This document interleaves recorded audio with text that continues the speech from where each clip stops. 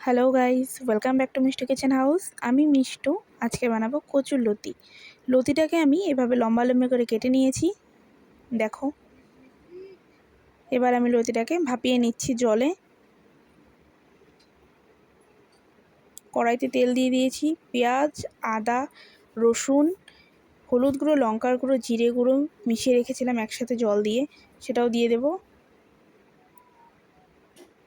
মশলাটাকে খুব ভালো করে কষাতে হবে।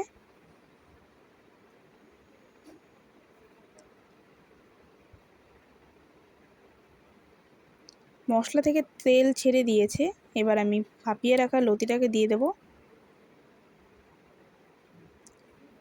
পরিমাণ মতো নুনটাও অ্যাড করে দিলাম। এবার আবারও খুব ভালো করে মেশাতে হবে।